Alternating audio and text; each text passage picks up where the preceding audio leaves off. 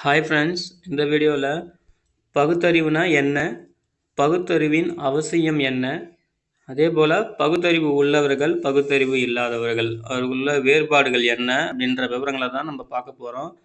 வாங்க பார்க்கலாம்.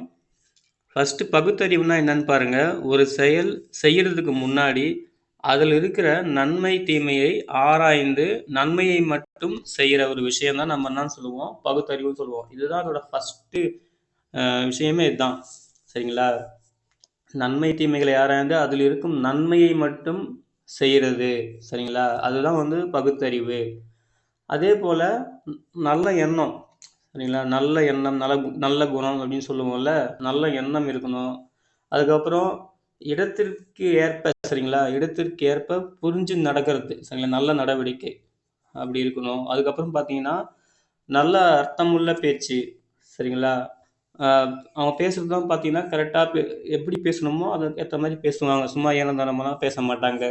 அவங்க பேசுகிறது ஒவ்வொரு விஷயமும் பார்த்தீங்கன்னா ஒவ்வொரு வார்த்தையுமே நல்லா ஒரு அர்த்தமுள்ளதாக தான் இருக்கும். அதுதான் பகுத்தறிவோட அர்த்தமும் கூட. சரிங்களா? இதுதான் பகுத்தறிவுன்னு நம்ம சொல்லுவோம். அதுக்கப்புறம் பார்த்தோன்னா சுய அறிவு பகுத்தறிவு வேறையா அப்படின்னு சொன்னோன்னா, சுய அறிவு தாங்க பகுத்தறிவு. அதாவது சுய அறிவு எப்படி பகுத்தறிவாக மாறும் அப்படின்னு பார்த்தீங்கன்னா, அதில் பக்குவம் என்ற அந்த அந்த ஒரு பொருள் சேரும்போது தான். சரிங்களா? இப்போது உதாரணத்துக்கு நம்ம பள்ளிக்கூடத்துக்கு போகிறோம். நம்ம ஆசிரியர்லாம் நம்மளுக்கு சொல்லித்தராங்க. இந்த மாதிரி சொல்லுவாங்க, படிக்கிறதுக்கு முன்னாடி ஒழுக்கம் முக்கியம். அதாவது சொல்லுவாங்க இல்லையா, ஒழுக்கத்தோட மறு வடிவம் தான் இந்த பகுத்தறிவு. ஒழுக்கத்தின் மறு வடிவம் இந்த பகுத்தறிவுன்னு சொல்லுவோம். சரிங்களா? அதாவது பேச்சில் ஒழுக்கம், நடவடிக்கையில் ஒழுக்கம் சொல்லுவோம்ல, அதே தான். பேச்சில் பக்குவம், நடவடிக்கையில் பக்குவம், இந்த மாதிரி பக்குவமாக நடந்துக்கிறது, ஒழுக்கமாக நடந்துக்கிறது சொல்லுவாங்கல்ல, அதுதான்.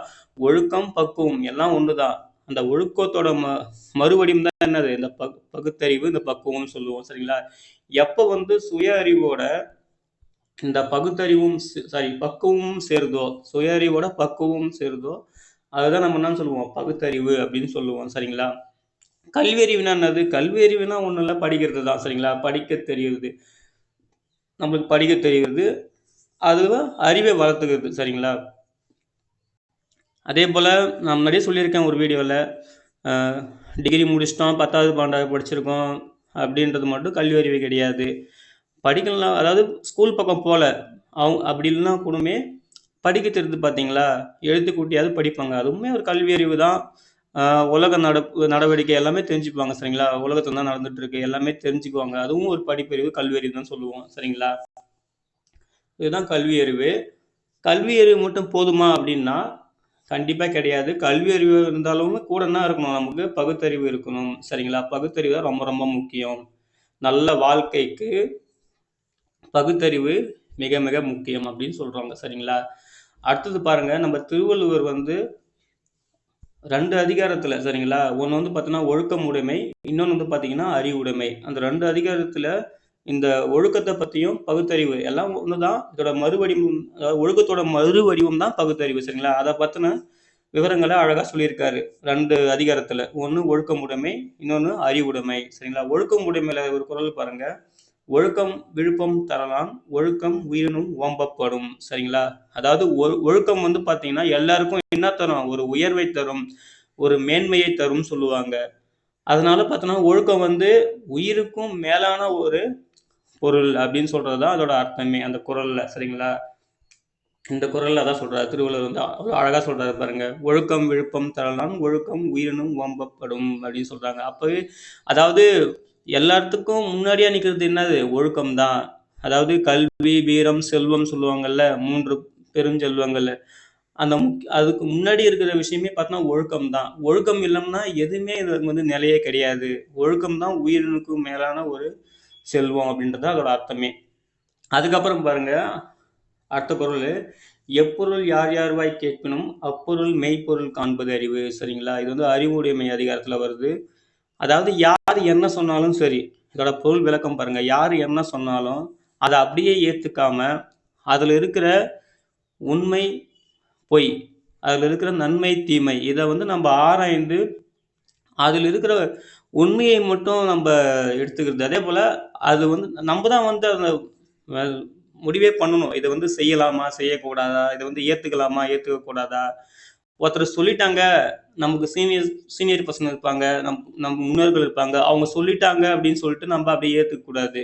அவங்க சொன்னாலுமே அதில் நன்மை என்ன தீமை என்ன, நன்மை இருக்கா தீமை இருக்கா, உண்மை இருக்கா பொய் இருக்கா அப்படின்னு அதை வந்து நம்ம முடிவு பண்ணிட்டு அதுக்கப்புறம் நம்ம அதை ஏற்றுக்கலாமா வேணாமா நம்ம தான் டிசைட் பண்ணணும். அதுதான் பகுத்தறிவு அப்படின்னு சொல்லிட்டு திருவள்ளுவர் வந்து அப்பயே அழகாக சொல்லியிருக்காரு பாருங்க குறள்ல வந்து.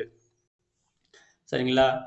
இதுதாங்க பகுத்தறிவும் ஒழுக்கத்தை பற்றி நம்ம திருவள்ளுவர் சொன்னது.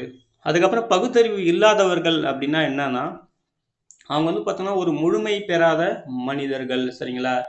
அவங்க வந்து ஒரு முழுமையை பெறாத மனிதர்கள் தான். விலங்கிற்கு ஒப்பாவார்கள் அப்படின்னு சொல்றாங்க. விலங்கிற்கு ஒப்பாவார்கள். அதாவது விலங்கு பார்த்தீங்கன்னா, நம்ம கடவுள் படைச்ச உயிரின படைப்பிலே மனிதனுக்கு தான் 6வது அறிவு. அதாவது சுய அறிவுன்னு ஒண்ணு இருக்கு. சரிங்களா? ஆனா மத்ததுக்கெல்லாம் எதுவும் இல்ல. 5 அறிவு ஜீவன், 4 அறிவு ஜீவன் சொல்லிட்டு அப்படிதான் வந்து நம்ம கடவுள் வந்து உயிரினத்தையே படைச்சிருக்காரு. அப்ப மனிதனுக்கு 6ஆம் அறிவு இருக்கு. அந்த 6ஆம் அறிவு வந்து அந்த மனிதன் எப்படி உபயோகப்படுத்துறான்றதுதான் அதுல ஒரு விஷயமே. சரிங்களா? அதுல பக்குவமா உபயோகப்படுத்துறான். அப்ப பகுத்தறிவோட இருக்கான்னு தான் அவன் தான் முழுமை பெற்ற மனிதன். பகுத்தறிவு இல்ல அப்படின்னா அவன் வந்து முழுமை பெறாத மனிதன். விலங்கிற்கு ஒப்பாவார்கள் அப்படின்னு சொல்றாங்க. சில விலங்குகள் கூட பார்த்தீங்கன்னா வச்சுங்களேன், உதாரணத்துக்கு நம்ம வளர்க்குற செல்ல பிராணிகள் கூட பாருங்க, நாய், பூனை, மாடு ஏதாவது நம்ம அது இதுன்னு சொல்றத கூட கேட்கும். ஏய் இப்படி உட்காருனா இப்படி உட்காரும். அது கூட ஒரு சில பகுத்தறிவு தான். சரிங்களா? அதாவது ஒரு பழக்க வழக்கத்துல ஒரு பக்குவமா வர்றது. ஸோ நம்ம முடிஞ்ச அளவுக்கு என்ன பண்ணணும்? பகுத்தறிவோடு நடந்துக்கிறது ரொம்ப ரொம்ப நல்லது. அததான் சொல்றாங்க. பகுத்தறிவு இல்லாதவர்கள் வந்து ஒரு முழுமை பெறாத மனிதன் சொல்லிட்டு. அதே போல பகுத்தறிவின் அவசியம் என்ன? அதாவது எப்படி அது எதுக்கு தேவைப்படுது அப்படின்னு பார்த்தீங்கன்னா, பகுத்தறிவு வந்து பார்த்தீங்கன்னா, விலங்குகளிடமிருந்து வேறுபடுத்தி காட்டுகிறது மனிதனை. சரிங்களா? மனிதனை விலங்குகளிடமிருந்து வேறுபடுத்தி காட்டுகிறது. பகுத்தறிவு வந்து பார்த்தீங்கன்னா, நான் ஏற்கனவே நம்ம திருவள்ளுவரே சொல்லிட்டாரு, ஒரு உயிருக்கும் மேலான ஒரு செல்வம் அப்படின்னு சொல்றாரு. அப்புறம் பகுத்தறிவு தான் ஒரு மனிதனுக்கு சிறந்த மனித நேயத்தை உருவாக்கும். முக்கியமான விஷயம் மனித நேயம், ஹியூமானிட்டி. சரிங்களா? பகுத்தறிவு தான் ஒரு மனிதனுக்கு ஒரு சிறந்த மனித நேயத்தையே உருவாக்கும் அப்படின்னு சொல்றாங்க. அப்புறம் பகுத்தறிவே மனித வாழ்வை உயர்த்தும். சரிங்களா? பகுத்தறிவு கண்டிப்பா என்ன பண்ணும்? மனித வாழ்வை வந்து உயர்த்தும். எனக்கு இதுல பிடிச்ச ஒரு விஷயம் பாருங்க. பகுத்தறிவு மனிதனுக்கு ஒரு சிறந்த மனித நேயம் உள்ள மனிதன் தான் சிறந்த மனிதன், நல்ல மனிதன், முழுமை பெற்ற மனிதன் அப்படின்னு பொருள். சரிங்களா? அதுதான் எனக்கு ரொம்ப ரொம்ப பிடிச்ச லைன் இதுல வந்து பார்த்தீங்கன்னா. அதுக்கப்புறம் பாருங்க, இந்த பகுத்தறிவை பற்றி மேலும் சில விஷயம். அதாவது பகுத்தறிவு எல்லா இடங்களிலும் ஒரே மாதிரி இருக்காது. இதோட அர்த்தம் என்னன்னா, நான் முன்னாடியே சொல்லிட்டேன். பகுத்தறிவுனா என்ன? பகுத்தறிவு உள்ளவர்கள் வந்து பார்த்தீங்கன்னா, இடத்திற்கு ஏற்றவாறு நடந்து கொள்வார்கள். சரிங்களா? இடத்திற்கு ஏற்றவாறு நம்ம அந்த சூழ்நிலையை வந்து புரிஞ்சுக்கிட்டு அந்த இடத்துல வந்து இருக்கிறோம் பார்த்தீங்களா? அதுதான் பகுத்தறிவு. அப்போ எல்லா இடத்துலயும் வந்து பகுத்தறிவு ஒரே மாதிரி இருக்காது. அதுக்குன்னு வேற மாதிரி மாறுறது கிடையாது. பகுத்தறிவை அந்தந்த இடத்துல நம்ம அந்தந்த இடத்துக்கு ஏத்த மாதிரி, அந்தந்த சூழ்நிலைக்கு ஏத்த மாதிரி நம்ம உபயோகப்படுத்துறது தான் பகுத்தறிவு. அதே போல பகுத்தறிவு உள்ள மக்கள் சரிங்களா, எந்த ஒரு இடத்திலும் வாழ தங்களை தயார் செய்து கொள்வார்கள். இப்பதான் நான் சொன்னேன் உங்ககிட்ட, எந்த சூழ்நிலையா இருந்தாலும் சரி, எந்த இடமா இருந்தாலும் சரி, பகுத்தறிவு உள்ளவர்கள் வந்து அந்த சூழ்நிலைக்கு ஏற்ற மாதிரி வந்து அவங்கள வாழ தயார் செய்து கொள்வார்கள். அதே போல பார்த்தீங்கன்னா, வாழ்வில் வரும் பிரச்சனைகளை பகுத்தறிவு உள்ளவர்களால் சரி செய்து வாழ முடியும். சரிங்களா? இப்போ பகுத்தறிவு இல்லாதவர்கள் ஒரு உதாரணத்துக்கு எடுத்துங்களேன். சின்ன பிரச்சனையாக தான் இருக்கும். அதை வந்து பெரிய பிரச்சனையாக எடுத்துக்கிட்டு அதை வந்து ரொம்ப கஷ்டப்பட்டு அது இதுன்னு ஒரு மாதிரி பண்ணிட்டு இருப்பாங்க. ஆனால் பகுத்தறிவு உள்ளவர்கள் பார்த்தீங்கன்னா, பெரிய பிரச்சனையாக கூட இருக்கும். அதை வந்து சிம்பிளாக எப்படி வந்து முடிக்கணுமோ, சுமூகமாக முடிக்கணுமோ, அதுக்கேற்ற மாதிரி கரெக்டாக யோசித்து கரெக்டாக முடிச்சுட்டு போவாங்க. சரிங்களா? அதான் பகுத்தறிவு உள்ளவர்கள். ஒரு பெரிய பிரச்சனையை கூட சுலபமாக கையாளுவாங்க.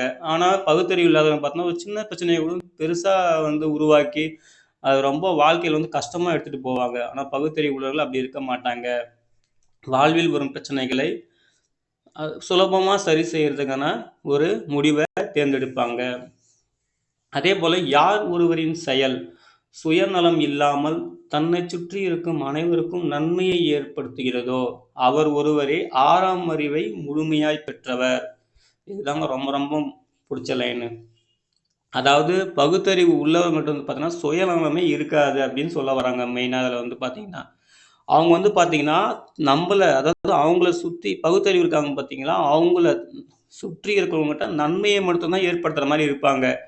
அதேபோல அவங்ககிட்ட தான் அந்த 6ஆம் அறிவுன்ற விஷயமே பார்த்தீங்கன்னா, முழுவதுமா இருக்கும். அவர்கள் தான் முழுமையான மனிதர்கள். சரிங்களா? ரொம்ப நல்ல லைனுங்க இது வந்து. புரியுதுங்களா? சுயநலம் இல்லாமல் வாழ்வது, நம்மைச் சுற்றி நன்மையை மட்டுமே ஏற்படுத்த வேண்டும் அப்படின்ற ஒரு விஷயம் தான். இதில வந்து ரொம்ப ரொம்ப முக்கியமான பாயிண்ட் சரிங்களா? இதுதாங்க பகுத்தறிவு. அதுக்கப்புறம் பாருங்க நம்ம தந்தை பெரியார். அவர் வந்து பார்த்தீங்கன்னா, பகுத்தறிவு வாழ்வியல் சிந்தனைகள வந்து சில வரி சொல்லியிருக்காரு. அத பாருங்களேன், எல்லாமே ரொம்ப அழகா இருக்கும். ஃபர்ஸ்ட்டு பாருங்க, மானமும் அறிவும் மனிதனுக்கு அழகு. அதாவது தன்மானமும், பகுத்தறிவும் தான் அதோட அர்த்தமே. அது இருந்தா தான், அது நல்ல வழியில இருந்தா தான், அந்த ஒரு மனிதனுக்கே அழகு அப்படின்னு சொல்றாரு நம்ம தந்தை பெரியார். அதுக்கப்புறம் பாருங்க, கல்வி அறிவும், எண்ணமும், பகுத்தறிவு தன்மையே தாழ்ந்து கிடக்கும் மக்களை உயர்த்தும். சரிங்களா? நம்ம வந்து மேல போறோம். ஒரு மக்கள் வந்து நெனைக்கிறாங்க, நம்ம இன்னும் மேல உயரணும் நம்ம வாழ்க்கையில அப்படின்னா, நம்மளுக்கு என்ன வேணும்? கல்வி அறிவோட நல்ல ஒரு பகுத்தறிவும் வேணும்.